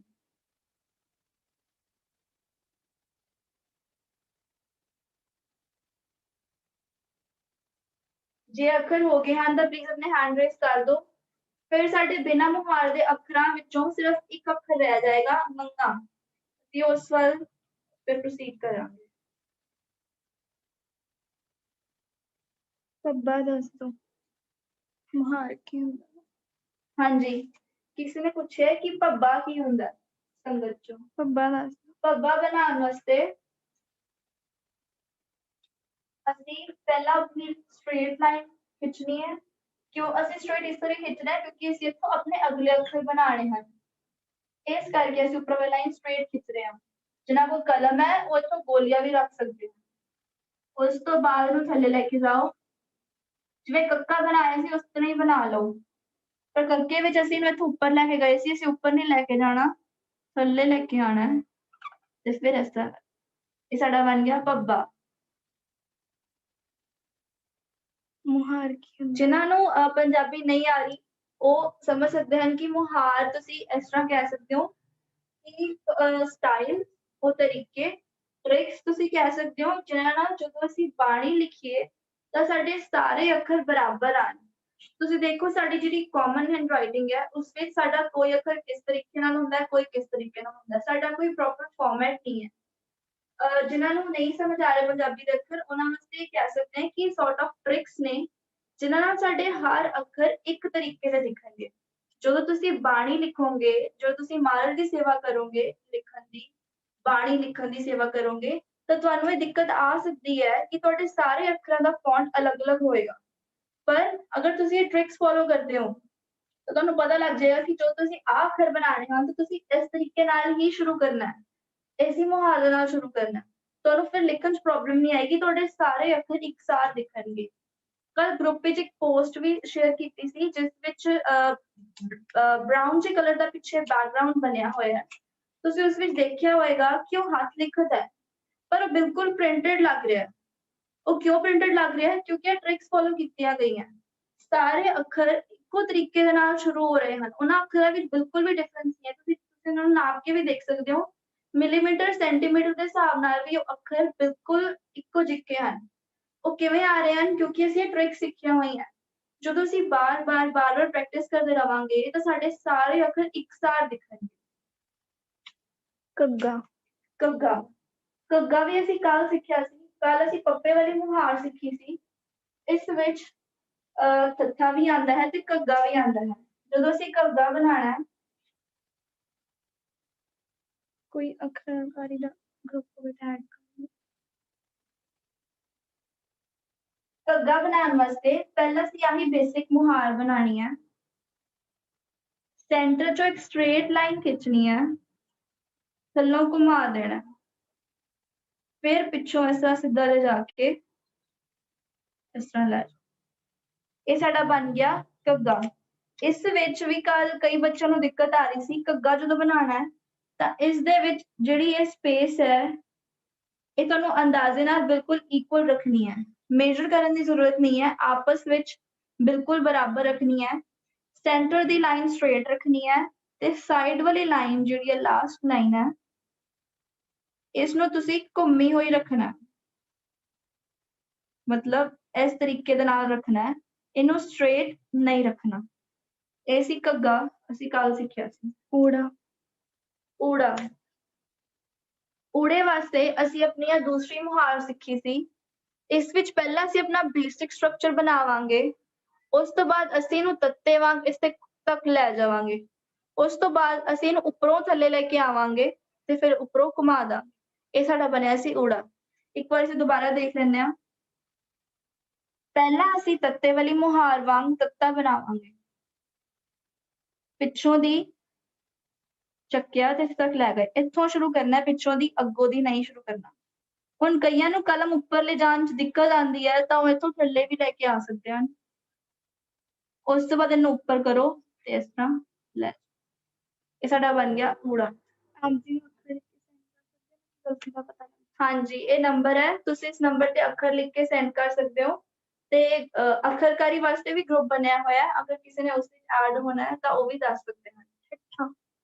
ਠੱਠਾ। ਠੱਠਾ ਬਣਾਉਣ ਵਾਸਤੇ ਅਸੀਂ ਪਹਿਲਾਂ ਸਟ੍ਰੇਟ ਲਾਈਨ ਖਿੱਚਣੀ ਹੈ, ਸਾਡਾ ਪਹਿਲਾ ਸਟੈਪ ਸੀ। ਸੈਕਿੰਡ ਦੇ ਵਿੱਚ ਅਸੀਂ ਇਹਨੂੰ ਸੈਂਟਰ ਚੋਂ ਥੱਲੇ ਲੈ ਕੇ ਜਾਣਾ ਹੈ, ਇਹ ਸਾਡਾ ਸੈਕਿੰਡ ਸਟੈਪ ਸੀ। ਤੇ ਥਰਡ ਸਟੈਪ ਦੇ ਵਿੱਚ ਅਸੀਂ ਥੱਲੋਂ ਘੁਮਾਉਣਾ ਸੀ। ਹੁਣ ਕਈਆਂ ਕੋਲ ਇਸ ਤਰ੍ਹਾਂ ਗੋਲ ਨਹੀਂ ਬਣਦਾ, ਕਈ ਬੱਚੇ ਨੇ, ਕਈ ਵੱਡੇ ਸਾਡੇ ਨਾਲ ਜੁੜੇ ਹੋਏ ਹਨ, ਉਹਨਾਂ ਕੋਲ ਇਸ ਤਰ੍ਹਾਂ ਗੋਲ ਨਹੀਂ ਬਣਦਾ। ਤੁਹਾਨੂੰ ਇਸ ਤਰ੍ਹਾਂ ਬਣਾਉਣ ਦੀ ਜ਼ਰੂਰਤ ਨਹੀਂ ਹੈ। ਤੁਸੀਂ ਇਹਨੂੰ ਪਹਿਲਾਂ ਹਾਫ ਸਰਕਲ ਬਣਾ ਲਓ ਇਸ ਇੱਧਰਲੇ ਪਾਸੇ, ਫਿਰ ਹਾਫ ਸਰਕਲ ਬਣਾ ਲਓ ਇੱਧਰਲੇ ਪਾਸੇ, ਤਾਂ ਤੁਹਾਡਾ ਆਪਣੇ ਆਪ ਥੱਲੇ ਵਾਲਾ ਹਿੱਸਾ ਬਣ ਜਾਏਗਾ ਠੱਠਾ। ਯਈਆ। ਯਈਆ। ਯਈਆ ਬਣਾਉਣ ਵਾਸਤੇ ਅਸੀਂ ਇਹੀ ਆਪਣੇ ਪੱਪੇ ਦੀ ਮੁਹਾਰ ਫੋਲੋ ਕਰਨੀ ਹੈ।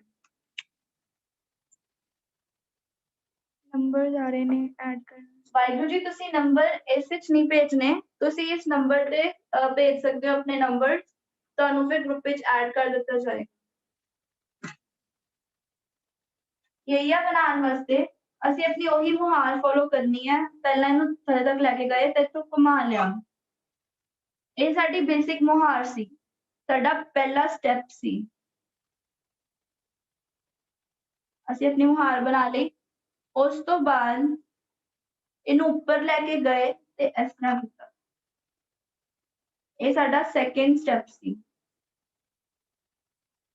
ਫਿਰ ਅਸੀਂ ਜਿਸ ਤਰ੍ਹਾਂ ਸਿੱਖਿਆ ਕਿ ਇੱਧਰੋਂ ਘੁਮਾ ਕੇ ਲਾਈਨ ਥੱਲੇ ਤੱਕ ਲੈ ਕੇ ਆਣੀ ਹੈ, ਫਿਰ ਇਹਨੂੰ ਇਸ ਤਰ੍ਹਾਂ ਘੁਮਾ ਲੈਣਾ। ਇਹ ਸਾਡਾ ਥਰਡ ਸਟੈਪ ਸੀ। ਤੇ ਚੌਥੇ ਦੇ ਵਿੱਚ ਅਸੀਂ ਇਹਨੂੰ ਇੱਥੋਂ ਘੁਮਾ ਕੇ ਇਸਦਾ ਫਲੈਟ ਤੇ ਉੱਪਰ ਵਾਲੀ ਲਾਈਨ ਸਿੱਧੀ ਵੀ ਲਗਾ ਸਕਦੇ ਹੋ ਤੇ ਘੁਮਾ ਕੇ ਵੀ ਲਿਆ ਸਕਦੇ ਹੋ। ਪ੍ਰੈਫਰੇਬਲ ਇਹ ਹੈ ਕਿ ਜਿਨ੍ਹਾਂ ਕੋਲ ਕਲਮ ਹੈ ਉਹ ਘੁੰਮੀ ਹੋਈ ਲਾਈਨ ਮਾਰਨ, ਜਿਨ੍ਹਾਂ ਕੋਲ ਪੈਨ ਪੈਨਸਿਲ ਹੈ ਉਹ ਸਟ੍ਰੇਟ ਲਾਈਨ ਮਾਰਨ। ਚੱਚਾ। ਹਾਂਜੀ, ਚੱਚੇ ਵਿੱਚ ਕਿਸੇ ਨੂੰ ਪ੍ਰੋਬਲਮ ਆ ਰਹੀ ਹੈ?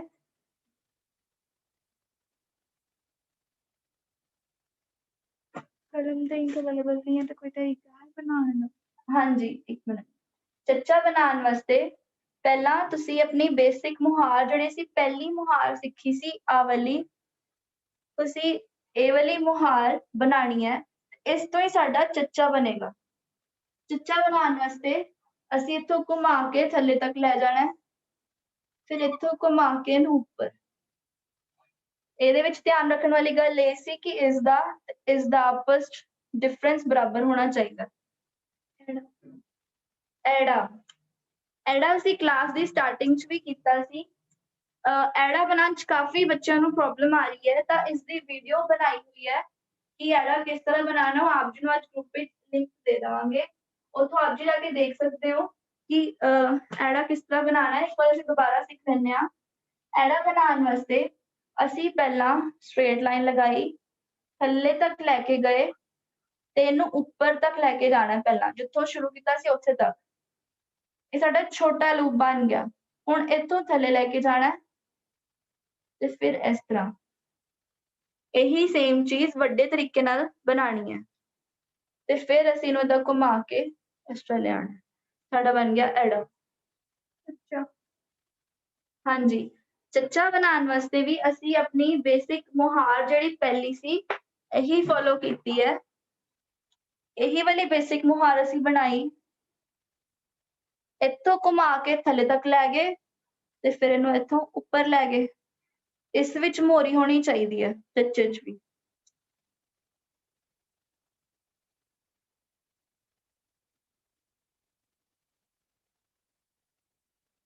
ਹਾਂਜੀ, ਸੰਗਤ ਚੋਂ ਕਿਸੇ ਨੇ ਪੁੱਛਿਆ ਸਵਾਲ ਕਿ ਅਗਰ ਉਹਨਾਂ ਕੋਲ ਕਲਮ ਤੇ ਇੰਕ ਨਹੀਂ ਹੈ, ਤਾਂ ਅਗਰ ਤੁਹਾਡੇ ਕੋਲ ਕਲਮ ਵੀ ਨਹੀਂ ਹੈ, ਇੰਕ ਵੀ ਨਹੀਂ ਹੈ, ਤਾਂ ਬਣਾਉਣ ਲਈ ਤਾਂ ਬਹੁਤ ਤਰੀਕੇ ਹੈ। ਜਿਵੇਂ ਤੁਸੀਂ ਪੈਨਸਿਲ ਘੜ ਕੇ ਵੀ ਬਣਾ ਸਕਦੇ ਹੋ।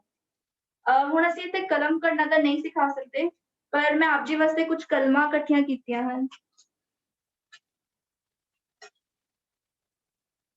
ਜਿਵੇਂ ਕਿ ਤੁਸੀਂ ਜਦੋਂ ਬਾਂਸ ਤੋੜਨ ਜਾਓਗੇ ਤੁਹਾਨੂੰ ਏਦਾਂ ਦੇ ਬਾਂਸ ਮਿਲ ਜਾਣਗੇ। ਤੁਹਾਨੂੰ ਏਦਾਂ ਦੇ ਪੇੜ ਮਿਲ ਜਾਣਗੇ ਜਿਹਨਾਂ ਇਸ ਤਰ੍ਹਾਂ ਬਾਂਸ ਲੱਗਿਆ ਹੋਏਗਾ। ਇਹ ਬਾਂਸ ਹੈ, ਬੈਂਬੂ ਅਸੀਂ ਇਹਨੂੰ ਇੰਗਲਿਸ਼ ਬੈਂਬੂ ਬੋਲਦੇ ਹਾਂ। ਬਹੁਤ ਸਾਰੇ ਬਾਂਸ ਹੁੰਦੇ ਜਿਹੜੇ ਤਾਂ ਚੰਡੀਗੜ੍ਹ ਰਹਿੰਦੇ ਨੇ ਉਹਨਾਂ ਵਾਸਤੇ ਹੈ ਕਿ ਬੋਟੈਨੀਕਲ ਗਾਰਡਨ ਯੂਨੀਵਰਸਿਟੀ ਚ ਹੈਗਾ ਪੀਯੂ, ਨਹੀਂ ਤਾਂ ਤੁਹਾਡੇ ਆਸ-ਪਾਸ ਗਾਰਡਨਸ ਦੇ ਵਿੱਚ ਬਾਂਸ ਤੁਹਾਨੂੰ ਲੱਗਿਆ ਮਿਲ ਜਾਏਗਾ ਜਾਂ ਝਾੜੀਆਂ ਚ ਵੀ ਲੱਗਿਆ ਮਿਲਦਾ ਹੈ ਤੇ ਉੱਥੋਂ ਤੁਸੀਂ ਇਹ ਬਾਂਸ ਤੋੜ ਸਕਦੇ ਹੋ। ਤੁਸੀਂ ਦੇਖੋਗੇ ਏਦਾਂ ਲੰਬੇ ਬਹੁਤ ਲੰਬਾ ਹੁੰਦਾ ਹੈ, ਤੁਸੀਂ ਇਹਨੂੰ ਆਰੇ ਨਾਲ ਕੱਟ ਸਕਦੇ ਹੋ। ਅਸੀਂ ਇਹ ਖੁਦ ਹੀ ਕੱਟਦੇ ਹਾਂ, ਕਿਤੇ ਵੀ ਸਾਨੂੰ ਦਿਖ ਜਾਏ ਤਾਂ, ਤੇ ਇੱਥੋਂ ਇਸ ਤਰ੍ਹਾਂ ਕੱਟ ਕੇ ਤੁਹਾਨੂੰ ਮਿਲ ਜਾਏਗਾ। ਉਸ ਤੋਂ ਬਾਅਦ ਤੁਹਾਨੂੰ ਇਸਨੂੰ ਘੜਨਾ ਪਏਗਾ ਕਟਰ ਦੇ ਨਾਲ। ਇਹ ਕਟਰ ਹੈ, ਤੁਸੀਂ ਕੋਈ ਵੀ ਕਟਰ ਲੈ ਸਕਦੇ ਹੋ। ਵੈਸੇ ਕਲਮ ਘੜਨ ਵਾਸਤੇ ਬਹੁਤ ਸਾਰੇ ਸੰਦ ਯੂਜ਼ ਹੁੰਦੇ ਹਨ। ਸੰਦ ਦਾ ਮਤਲਬ ਇੰਸਟਰੂਮੈਂਟਸ ਜਿਹਨਾਂ ਨਾਲ ਅਸੀਂ ਕੱਟਦੇ ਹਾਂ, ਪਰ ਤੁਸੀਂ ਸਿਰਫ ਕਟਰ ਲੈ ਕੇ ਵੀ ਇਹਨੂੰ ਕੱਟ ਸਕਦੇ ਹੋ। ਜਿਹੜੇ ਤਾਂ ਡਾਕਟਰਸ ਦੀ ਫੀਲਡ ਵਿੱਚ ਉਹਨਾਂ ਨੂੰ ਪਤਾ ਹੋਏਗਾ ਕਿ ਇੱਕ ਸਰਜੀਕਲ ਬਲੇਡ ਹੁੰਦਾ ਹੈ, ਤੁਸੀਂ ਉਸ ਨਾਲ ਇਹਨੂੰ ਸ਼ਾਰਪ ਕਰਨਾ ਹੁੰਦਾ ਹੈ। ਤਾਂ ਕਲਮ ਅਸੀਂ ਬਣਾਉਣਾ ਸਿੱਖ ਸਕਦੇ ਹਾਂ ਅਗਰ ਆਪ ਜੀ ਇੱਕ ਵਾਰ ਅੱਖਰ ਚੰਗੀ ਤਰ੍ਹਾਂ ਸਿੱਖ ਲਓ। ਅਗਰ ਅੱਖਰ ਆ ਜਾਣਗੇ ਤੁਹਾਨੂੰ ਪਤਾ ਲੱਗ ਜਾਏਗਾ ਕਿ ਤੁਹਾਨੂੰ ਕਲਮ ਕਿਸ ਤਰੀਕੇ ਦੀ ਚਾਹੀਦੀ ਹੈ, ਕਿਉਂਕਿ ਅੱਖਰਾਂ ਦੀ ਸਾਈਜ਼ ਦੇ ਨਾਲ ਹੀ ਅਸੀਂ ਆਪਣੀ ਕਲਮ ਦਾ ਸਾਈਜ਼ ਡਿਸਾਈਡ ਕਰ ਸਕਦੇ ਹਾਂ। ਤੇ ਜਦੋਂ ਤੁਸੀਂ ਇਹਨੂੰ ਘੜੋਗੇ ਤੁਹਾਡੀ ਕੁਝ ਇਸ ਤਰੀਕੇ ਦੀ ਦਿਖੇਗੀ ਕਲਮ। ਇਹ ਕਲਮ ਬਹੁਤ ਪਤਲੀ ਹੈ, ਤੁਸੀਂ ਇਹਨੂੰ ਮੋਟਾ ਵੀ ਘੜ ਸਕਦੇ ਹੋ, ਜਿਵੇਂ ਕਿ ਆਹ ਵਾਲੀ ਕਲਮ ਹੈ। ਇਹ ਕਲਮ ਵੀ ਘਰ ਹੀ ਘੜੀ ਹੋਈ ਹੈ। ਤੁਸੀਂ ਬਸ ਇਹਨੂੰ ਨਾਰਮਲ ਕਟਰ ਨਾਲ ਘੜਨਾ ਹੈ। ਤੁਸੀਂ ਅਗਰ ਚਾਹੋ ਤਾਂ ਖੁਦ ਇਸ ਤਰ੍ਹਾਂ ਕਰਕੇ ਘੜ ਸਕਦੇ ਹੋ। ਇੰਟਰਨੈਟ ਤੇ ਵੀ ਕਾਫੀ ਵੀਡੀਓਜ਼ ਆਪ ਜੀ ਨੂੰ ਮਿਲ ਜਾਣਗੀਆਂ, ਪਰ ਅਗਰ ਤੁਸੀਂ ਇੱਥੋਂ ਸਿੱਖਣੀ ਹੈ ਕਲਮ ਘੜਨੀ, ਤੁਹਾਨੂੰ ਪਹਿਲਾਂ ਇੱਕ ਵਾਰੀ ਅੱਖਰ ਚੰਗੇ ਤਰੀਕੇ ਨਾਲ ਸਿੱਖਣੇ ਪੈਣਗੇ।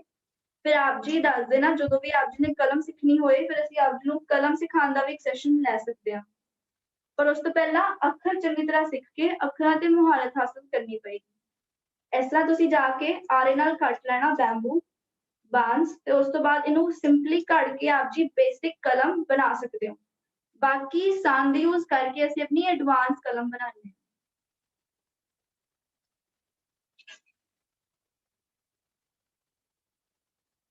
ਹਾਂਜੀ ਵਾਹਿਗੁਰੂ, ਸੈਸ਼ਨ ਦਾ ਸਮਾਂ ਆਲਮੋਸਟ ਖਤਮ ਹੋਣ ਵਾਲਾ ਹੈ। ਅਗਰ ਆਪ ਜੀ ਨੂੰ ਜਿਹੜੇ ਅੱਖਰ ਅਸੀਂ ਅੱਜ ਕੀਤੇ ਇਹਨਾਂ ਦੇ ਵਿੱਚ ਕੋਈ ਵੀ ਦਿੱਕਤ ਹੈ, ਕੋਈ ਵੀ ਅੱਖਰ ਬਣਾਉਣ ਦੇ ਵਿੱਚ ਕੁਝ ਨਹੀਂ ਸਮਝ ਆਇਆ ਤਾਂ ਆਪ ਜੀ ਪੁੱਛ ਸਕਦੇ ਹੋ ਹੈਂਡ ਰੇਜ਼ ਕਰਕੇ। ਅਗਰ ਆ ਗਏ ਹਨ ਤਾਂ ਵੀ ਦੱਸ ਦਿਓ ਕਿ ਸਮਝ ਆ ਗਏ ਹਨ ਤਾਂ ਠੀਕ ਹੈ, ਫਿਰ ਅਸੀਂ ਸਮਾਪਤੀ ਕਰਦੇ ਹਾਂ। ਦੱਦੇ ਦੀ ਮੁਹਾਰ ਦੱਸੋ। ਦੱਦੇ ਦੀ ਮੁਹਾਰ ਇਹ ਪਹਿਲੀ ਮੁਹਾਰ ਹੈ। ਕਾਫੀ ਸਾਰੇ ਸੰਗਤ ਚੋਂ ਇਸ ਤਰ੍ਹਾਂ ਦੇ ਬੱਚੇ ਹੈ ਜਿਨ੍ਹਾਂ ਨੇ ਪਹਿਲਾ ਜਿਹੜੀ ਕਲਾਸ ਹੈ ਉਹ ਨਹੀਂ ਲਗਾਈ, ਇਹਨਾਂ ਦੀ ਕੱਲ ਜਾਂ ਪਰਸੋਂ ਪਹਿਲੀ ਕਲਾਸ ਸੀ।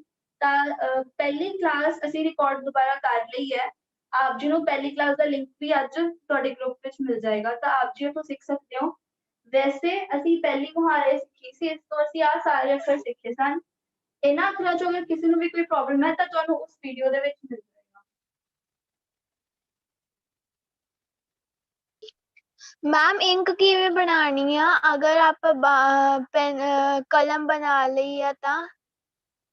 ਅੱਛਾ ਜੀ, ਅਗਰ ਤੁਸੀਂ ਕਲਮ ਬਣਾ ਲਈ ਹੈ, ਇੰਕ ਅਗਰ ਤੁਸੀਂ ਦੇਖੋ ਜਿਹੜੀ ਗੁਰੂ ਸਾਹਿਬ ਇੰਕ ਬਣਾਉਂਦੇ ਸੀ ਉਸ ਨੂੰ ਬਣਾਉਣ 'ਚ ਤਾਂ ਲੱਗਦੇ ਆ 30 ਦਿਨ ਤੇ ਉਹਦੇ ਵਾਸਤੇ ਸਾਨੂੰ ਬਹੁਤ ਸਾਰੀ ਜੜੀ ਬੂਟੀਆਂ ਚਾਹੀਦੀਆਂ ਹੁੰਦੀਆਂ। ਉਹ ਕੱਲ ਤੁਹਾਡੇ ਗਰੁੱਪ ਵਿੱਚ ਸ਼ੇਅਰ ਕੀਤੀ ਸੀ ਸ਼ਾਹੀ ਕੀ ਬਿਦ, ਉਸ ਵਿੱਚ ਸਾਰਾ ਲਿਖਿਆ ਹੋਇਆ ਹੈ ਕਿ ਕਿਸ ਤਰੀਕੇ ਦੇ ਨਾਲ ਤੁਸੀਂ ਇੰਕ ਬਣਾਉਣੀ ਹੈ। ਬਟ ਅਗਰ ਤੁਸੀਂ ਬੇਸਿਕ ਇੰਕ ਬਣਾਉਣੀ ਹੈ ਘਰੇ ਯੂਜ਼ ਕਰਨ ਵਾਸਤੇ ਤਾਂ ਤੁਸੀਂ ਵੈਸੇ ਤਾਂ ਤੁਸੀਂ ਕੈਮਲਿਨ ਦੀ ਲੈ ਸਕਦੇ ਹੋ, ਨਹੀਂ ਤਾਂ ਤੁਸੀਂ ਯੈਲੋ ਇੰਕ ਬਣਾ ਸਕਦੇ ਹੋ ਹਲਦੀ ਦੇ ਨਾਲ। ਹਲਦੀ ਦੇ ਵਿੱਚ ਤੁਹਾਨੂੰ ਗੂੰਦ ਮਿਲ ਜਾਏਗੀ ਕਿਸੇ ਵੀ ਪੰਸਾਰੀ ਦੀ ਦੁਕਾਨ ਤੋਂ। ਗੂੰਦ ਨੂੰ ਪਾਣੀ 'ਚ ਭਿਗੋ ਕੇ ਰੱਖ ਦਿਓ ਤੇ ਉਸ ਤੋਂ ਬਾਅਦ ਉਹ ਲਿਕੁਇਡ ਫਾਰਮ 'ਚ ਬਣ ਜਾਏਗੀ ਤੇ ਉਸ ਤੋਂ ਬਾਅਦ ਤੁਸੀਂ ਉਹਨੂੰ ਹਲਦੀ ਵਿੱਚ ਪਾ ਕੇ ਥੋੜਾ ਜਿਹਾ ਪਾਣੀ ਪਾ ਕੇ ਮਿਕਸ ਕਰੋਗੇ ਤਾਂ ਤੁਹਾਡੀ ਹਲਦੀ ਦੀ ਇੰਕ ਬਣ ਜਾਏਗੀ। ਬਟ ਅਗਰ ਤੁਸੀਂ ਪ੍ਰੋਪਰ ਸਿੱਖਣਾ ਹੈ ਕਿ ਬਲੈਕ ਜਾਂ ਹੋਰ ਕਲਰ ਦੀ ਇੰਕ ਕਿਸ ਤਰ੍ਹਾਂ ਬਣਦੀ ਹੈ ਤਾਂ ਉਹਦੇ ਵਾਸਤੇ ਮੇਰੀ ਮਤਲਬ ਬੇਨਤੀ ਹੈ ਤੁਹਾਨੂੰ ਕਿ ਤੁਸੀਂ ਪਹਿਲਾਂ ਅੱਖਰ ਸਿੱਖ ਲਓ। ਤੁਹਾਨੂੰ ਪਤਾ ਲੱਗ ਜਾਏਗਾ ਕਿ ਤੁਸੀਂ ਕਿਸ ਤਰ੍ਹਾਂ ਕਿੰਨੀ ਸ਼ਾਹੀ ਤੁਸੀਂ ਚੱਕਣੀ ਹੈ ਜੋ ਤੁਸੀਂ ਕਲਮ ਨਾਲ ਅੱਖਰ ਲਿਖਣਾ ਹੈ।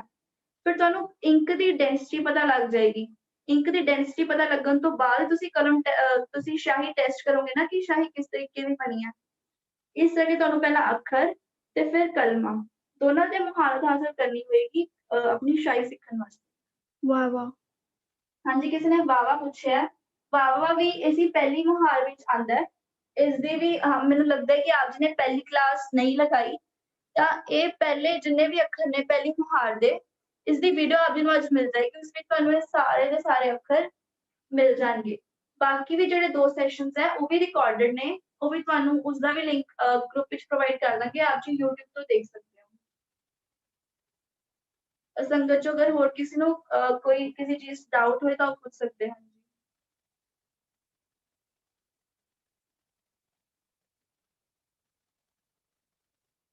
ਠੀਕ ਹੈ, ਫਿਰ ਅਸੀਂ ਅੱਜ ਦੇ ਸੈਸ਼ਨ ਦੀ ਸਮਾਪਤੀ ਕਰਦੇ ਹਾਂ। ਹੋਈਆਂ ਭੁੱਲਾਂ ਚੁੱਕਾਂ ਦੀ ਖਿਮਾ ਜੀ। ਵਾਹਿਗੁਰੂ ਜੀ ਕਾ ਖਾਲਸਾ, ਵਾਹਿਗੁਰੂ ਜੀ ਕੀ ਫਤਿਹ। ਵਾਹਿਗੁਰੂ ਜੀ ਕਾ ਖਾਲਸਾ, ਵਾਹਿਗੁਰੂ ਜੀ ਕੀ ਫਤਿਹ।